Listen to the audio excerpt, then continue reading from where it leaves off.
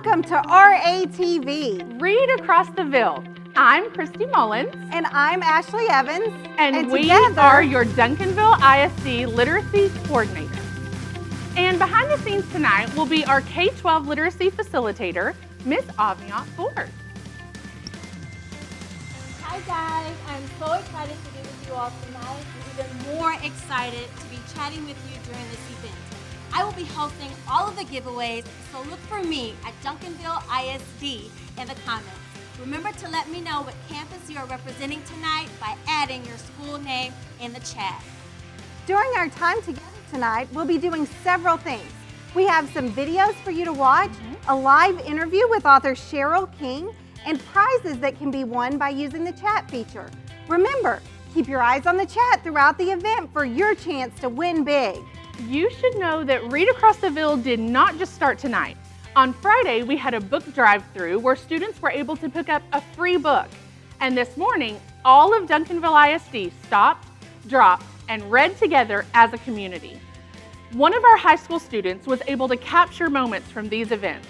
Please watch as we prepare to read across the Ville tonight, and keep your eyes on the chat. A prize is coming.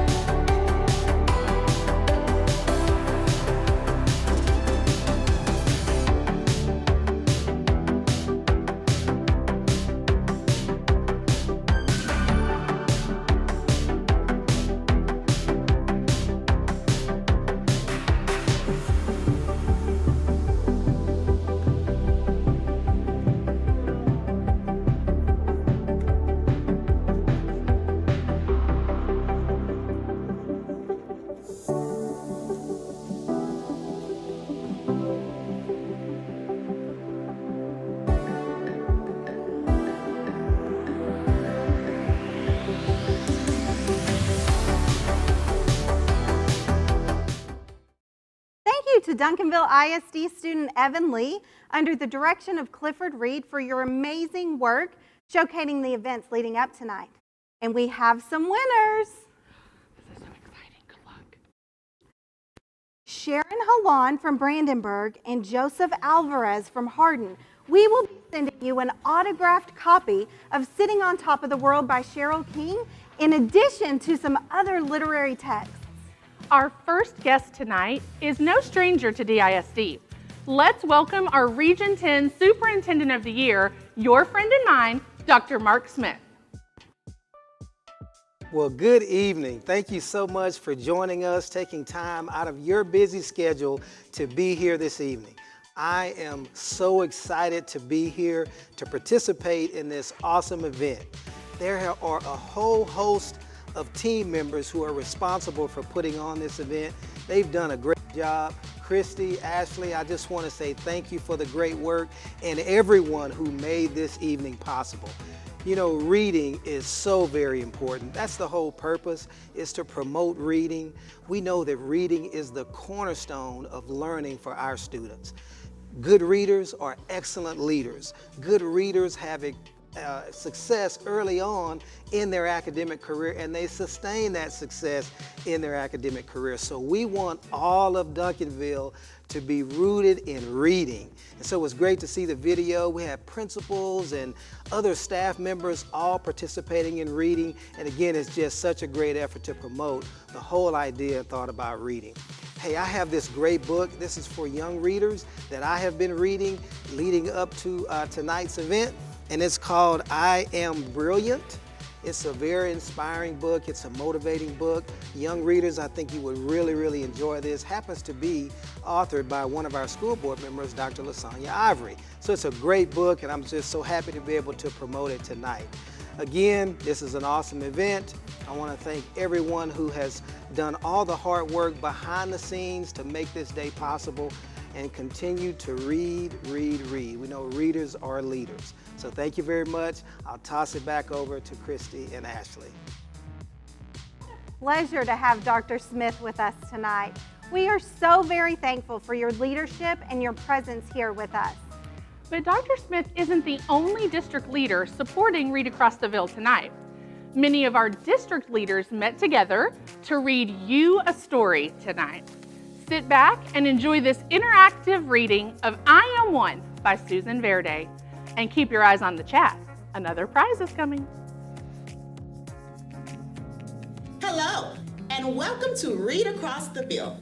Tonight, district leaders will be sharing the book, I Am One, written by Susan Verde. The art is by Peter H. Reynolds. We know you are going to love this book, as it is a book of action.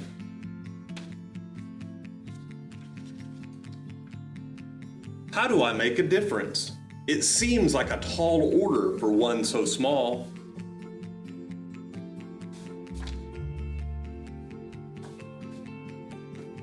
That beautiful things start with just one seed to start a garden.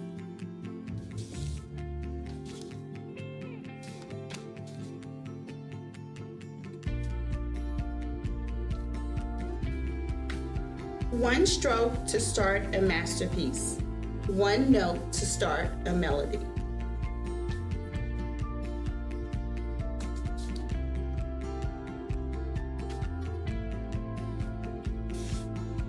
One step to a journey, one brick to start breaking down walls.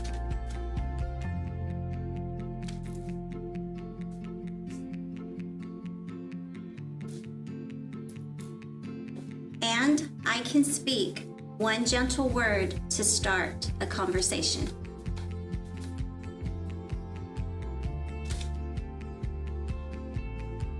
I can use my own soft voice to start a friendship.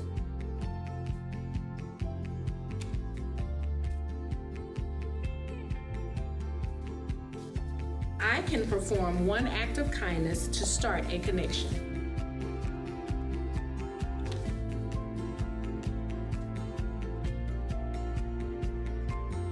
I can share one tender hug to start caring.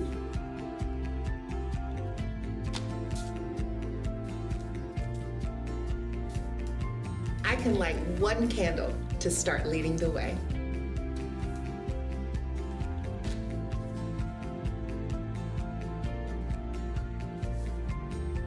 I can make one drop in the water.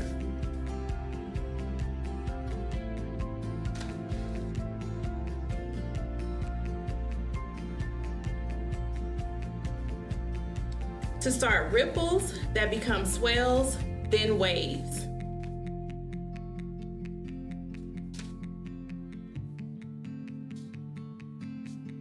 Traveling over oceans.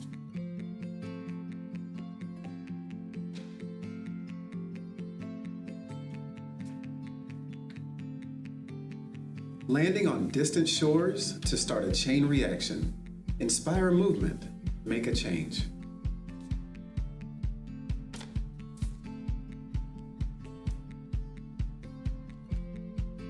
I am one, and I can take action.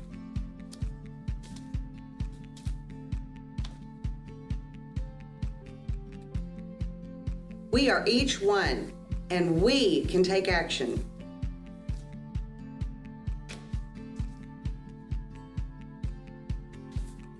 One by one, we can make a difference.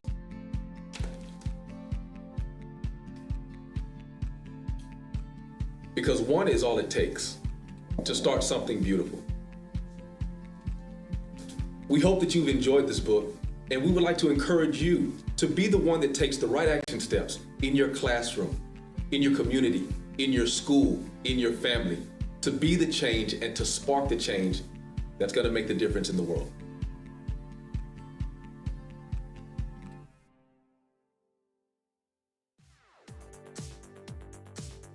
Thank you so much to our district leaders for taking the time to read to all of us. Read Across the Ville is about helping our students, staff, community, and you discover the joy of reading. Let's check in with Aviant Ford to see who the next big winners are. Congratulations to Miss Maxon from Alexander Elementary and Teresa Pajowski, Miss P, over at Central Elementary. Thank you for helping me there, Christy. I appreciate that. We will be sending you both an autographed copy of Sitting on Top of the World by Cheryl King. Now, let's listen in as Debbie Johnson reads to us, Mariah Brown shares about her favorite book, and Karen Lane reads us a poem by Shel Silverstein. And don't forget, check in that chat for more chances to win.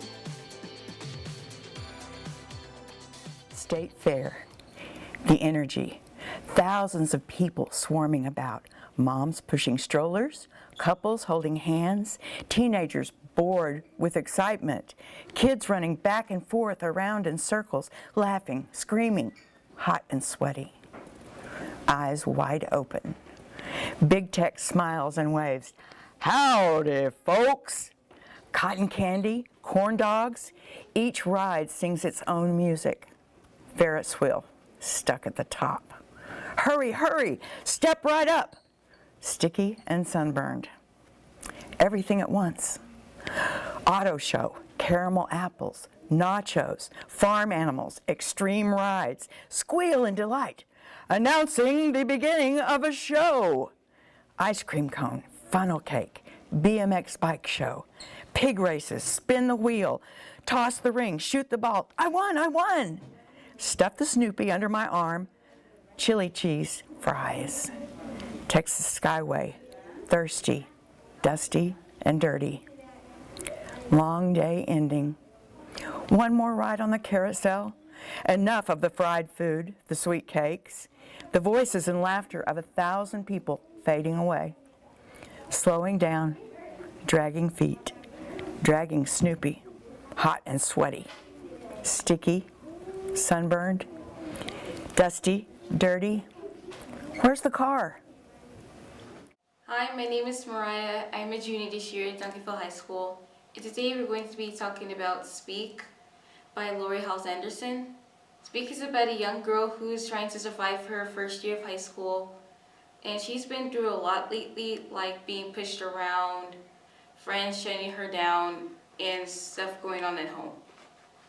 And about her, she's trying to overcome her fear after what happened from the incident.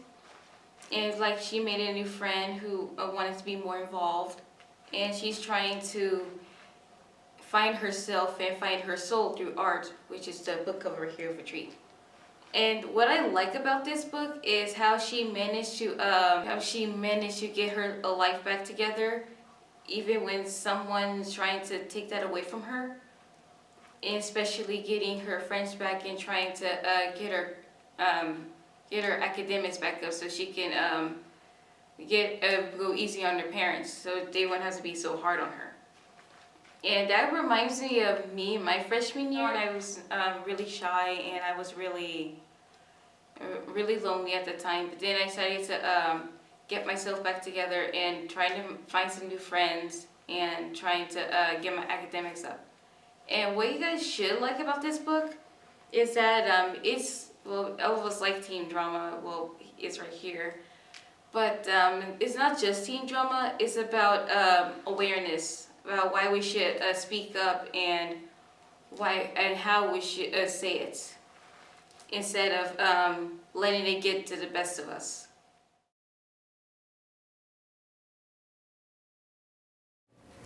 I cannot go to school today, said little Peggy Ann McKay.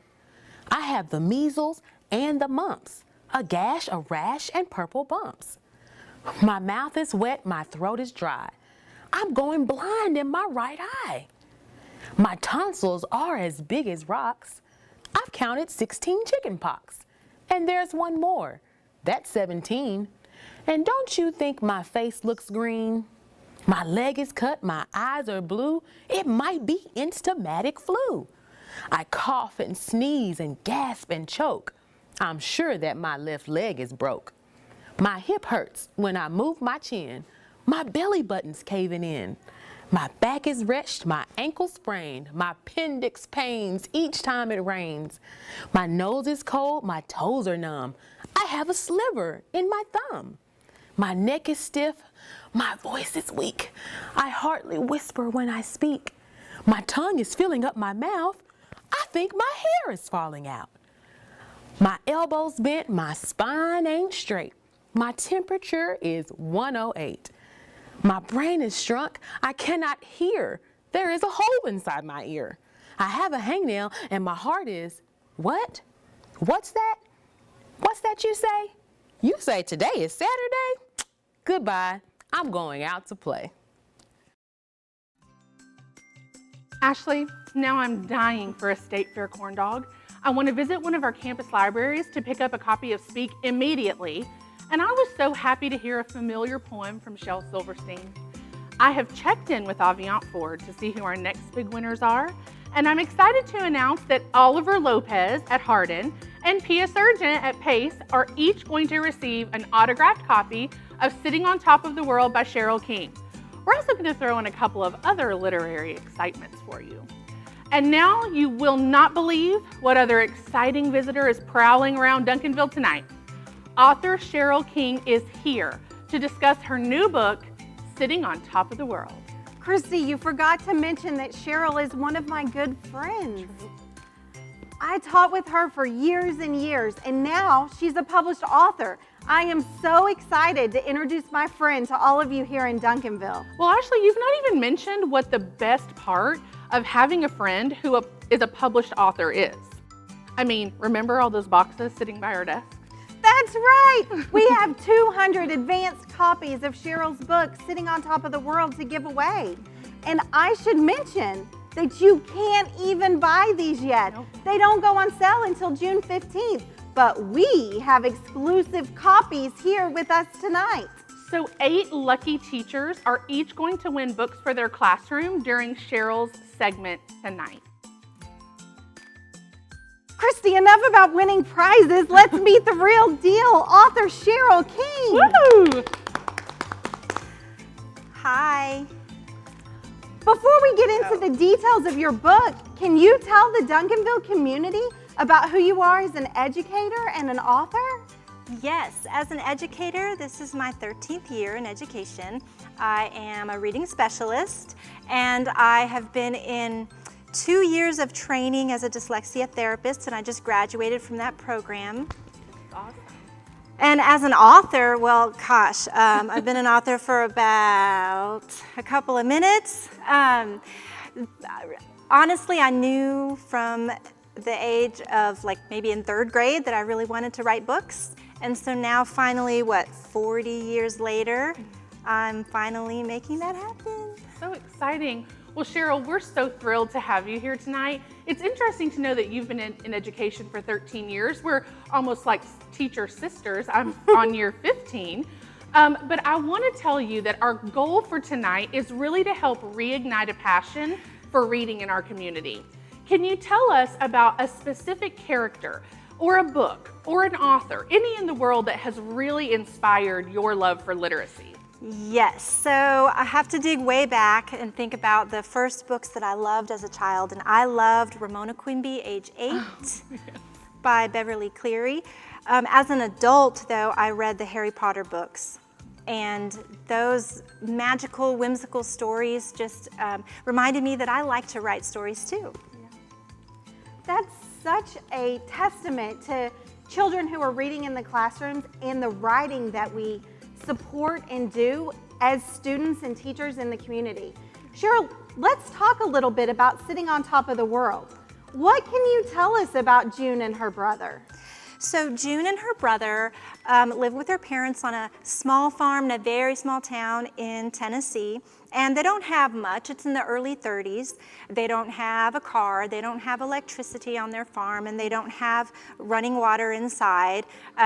In the early 1930s, it wasn't uncommon for people who lived in rural areas to not have those things, but they were rich in love. June is a very positive person. She looked up to her brother a lot, she looks up to her brother a lot. She thinks he's the greatest thing since sliced bread. And I'm going to be reading a little bit to you. Yes, because Cheryl, truly we're dying over here. So will you please pick your favorite part, the part that you think our readers and listeners cannot do without. Will you read a little bit of Sitting on Top of the World for us? Sure. Let me set it up though. So June, I'm going to be reading a little bit from the end of chapter 1, and in this chapter June is 14, and she is embarking on a risky, dangerous journey.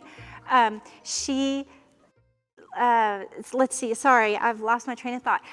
During the Great Depression, it was common for people to, they were called train hoppers. They would hop on and off trains trying to get out of town to go find a place where they can work because they couldn't find work where they were. And so June is doing such a thing to help her family. And so, and a lot of these people were called hobos, and they would set up camp near railroad tracks and hop on and off trains whenever they could. And so in this scene, June has arrived at a hobo camp, and she's thinking about how it all started. So, how did I get here? It started the summer of 1930, just before I turned 12.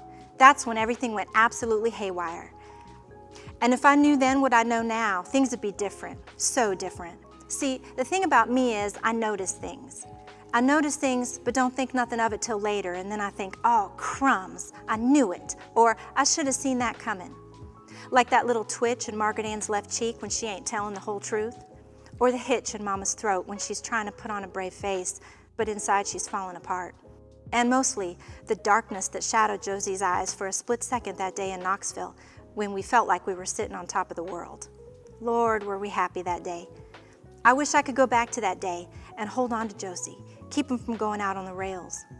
Better yet, maybe I could go back to the day we got 18 potatoes from Mrs. Porter, back when all we had to worry about was food and clothes.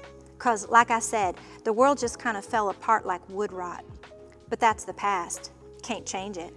All I can do now is make things right. I have to. 'Cause this depression's bleeding us dry and we're running out of time. I gotta find work so that I can save the farm and take care of Mama and Daddy. I'm gonna make Josie proud, even if it kills me to do it. That's what I think. And that's what I'm thinking about when I'm darn near falling asleep right up against this old tree and a commotion startles me back to life. There's a rumble in the distance, and all the men are busy packing things away and clearing up and cleaning up. The train's coming.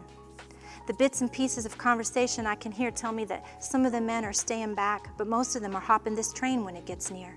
This is it. I try to think of everything old Jimmy Mack told me about hopping onto a train, but my mind goes blank.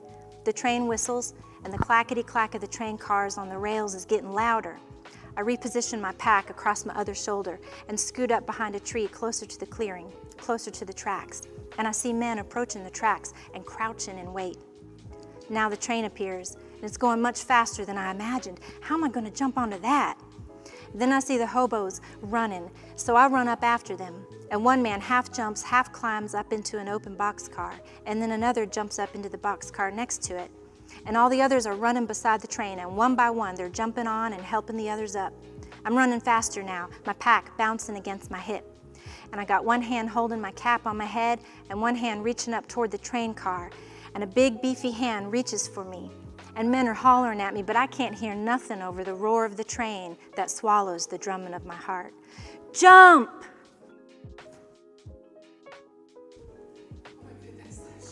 Reading and I'm listening to the dialect and I'm understanding the time period, it makes me think I just have no clue what June must be feeling.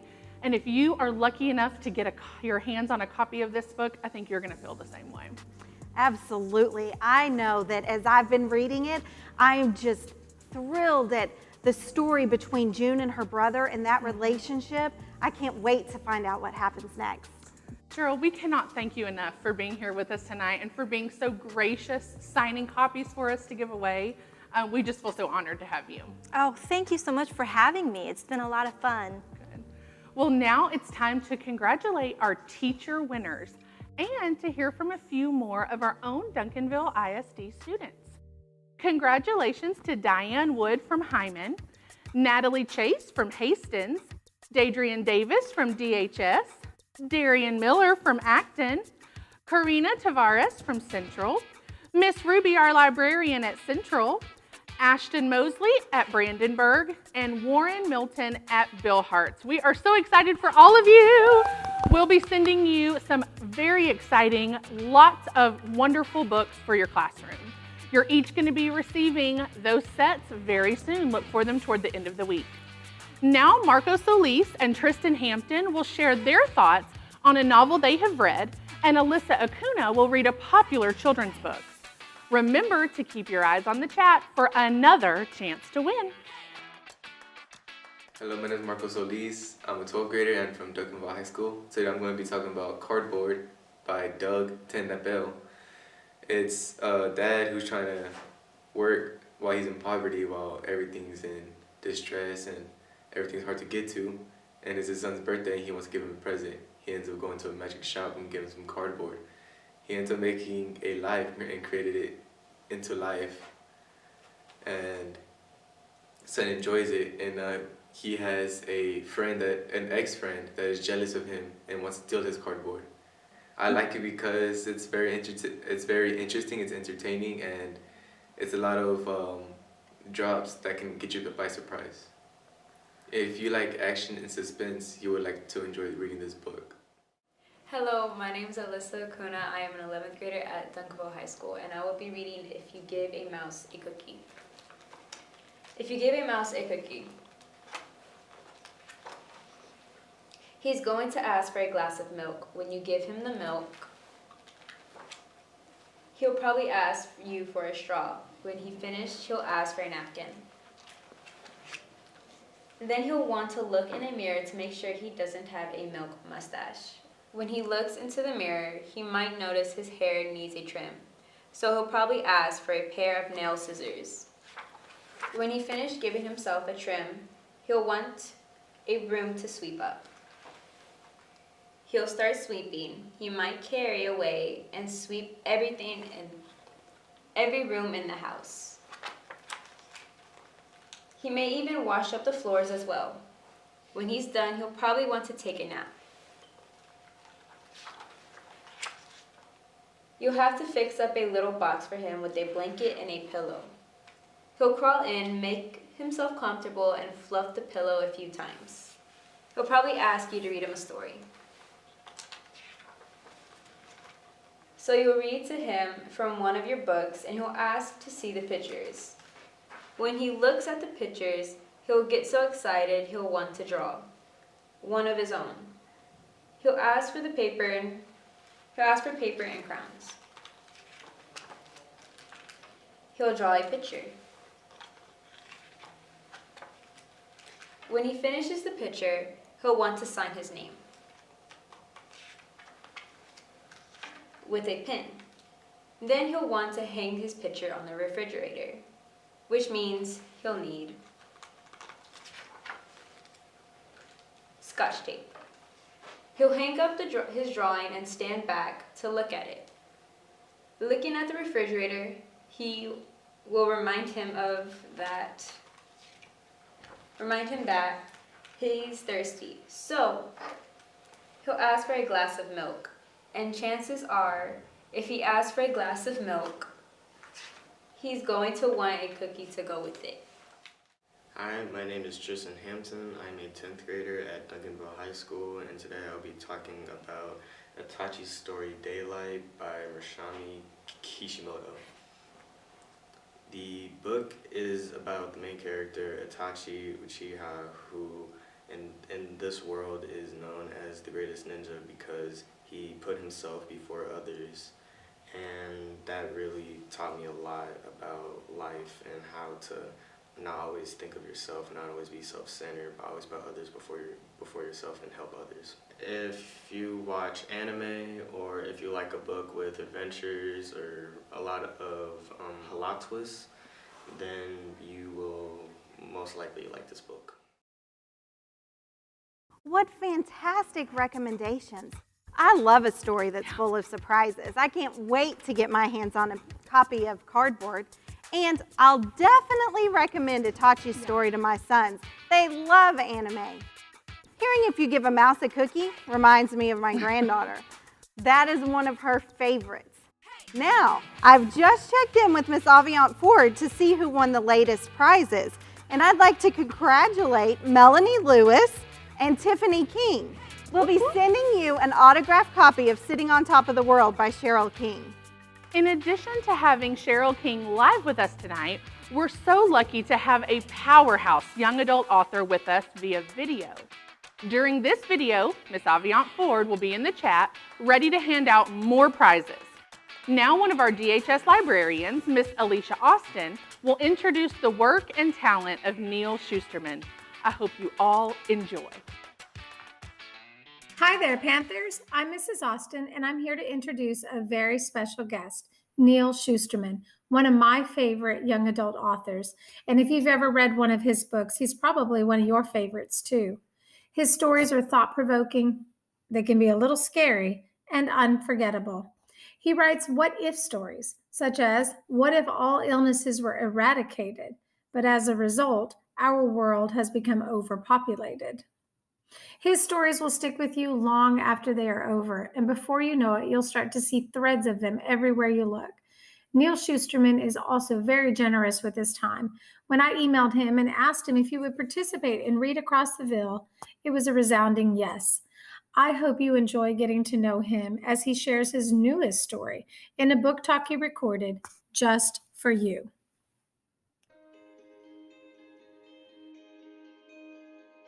Hi, this is Neil Schusterman. I'm the author of Scythe and Unwind and Dry, and most recently, Game Changer. I want to talk to you about the importance of reading and how reading can really change our lives and change our perspective on the world. I mean, Game Changer is a perfect example of that because it's all about perspective. It's a story of a high school football player. He's an ordinary kid, but he hits so hard that his tackles bounce him into alternate dimensions. Now, he's this fairly oblivious, white male heterosexual kid, but in the course of the story, he is going to have his whole perspective on everything changed. He's going to have this crash course in racism, sexism, homophobia, and privilege. And through these world-bending events are going to hit him harder than he hits on the field. Game Changer is all about empathy. Reading is all about empathy. It's about seeing the world through other people's points of view. And in the course of the story, the main character, Ash, is going to see all of these different points of view. Now, I know we've had a lot of, white male hero saves the world stories. This is not that.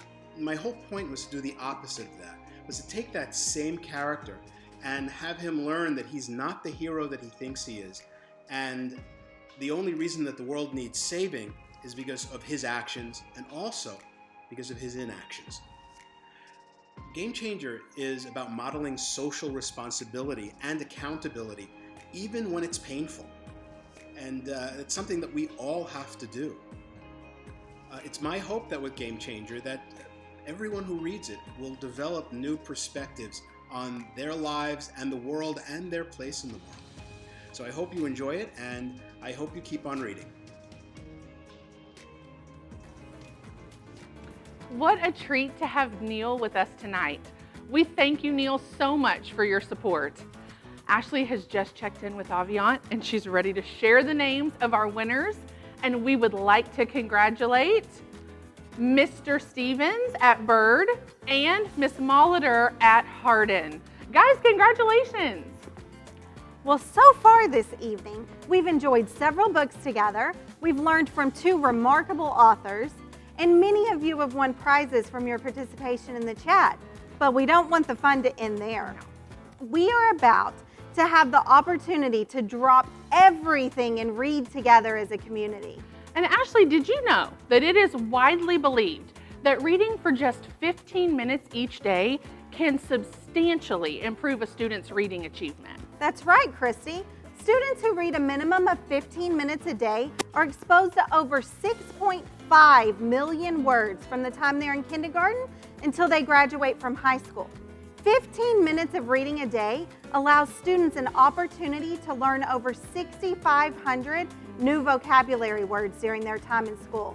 As an added benefit, 15 minutes a day of reading accelerates reading gains, which benefits students in all of their content areas. Since we know just how important reading is for students, I would like to ask everyone in our YouTube audience tonight to read for the next 15 minutes. So wherever you are, at this very moment, reach for a book. It could be the one they picked up at the drive-thru on Friday. I hope it is. It could be your favorite library book, a book you have at home or borrowed from a friend, or even a novel that you've already begun reading. Open it up and let's get started reading.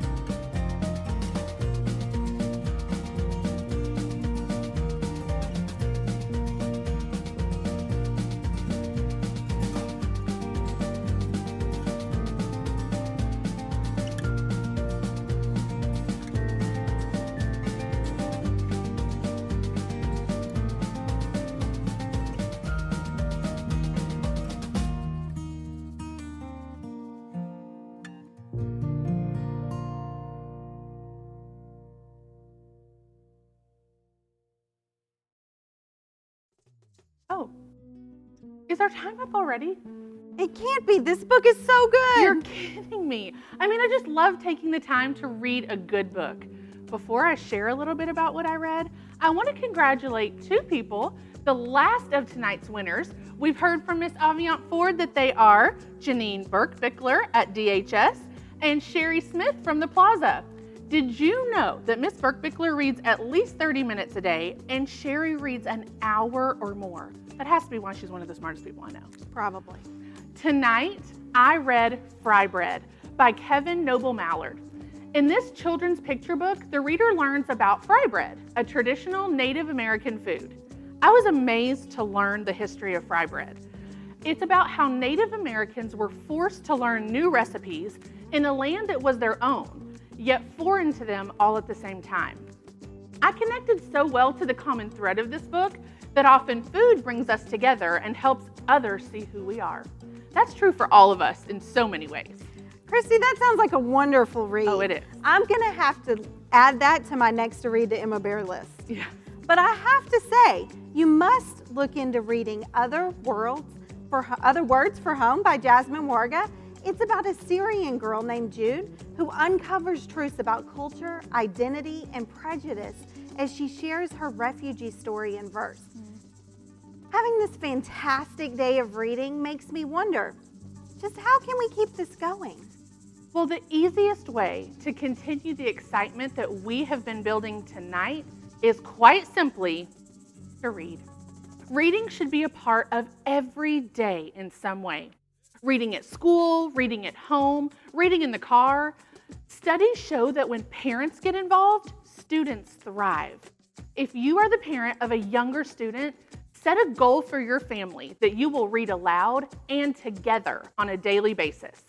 Making this small commitment means that your child will be better prepared for the rigorous academics that he or she will face in a Duncanville ISD classroom. And for our older readers, it's up to you to make the decision to read and grow. People who read more know more. In addition to the ways that Christy just mentioned, you can read on your phone, you can read on your iPad, you can read while you wait for a ride. Reading even just 6 minutes a day can have a huge impact on your academic growth. We're talking about gains of 10% in comprehension. And students who read 30 minutes a day are twice as likely to achieve college and career readiness by the time they graduate. Be sure to make reading a priority each and every day. Duncanville ISD and our neighboring communities, we are so thankful for your attendance and participation tonight. We hope you enjoyed our time together, and we hope to see you again next year at Read Across the Ville. A writer only begins a story. A reader makes it come to life. So keep those books handy because Duncanville reads.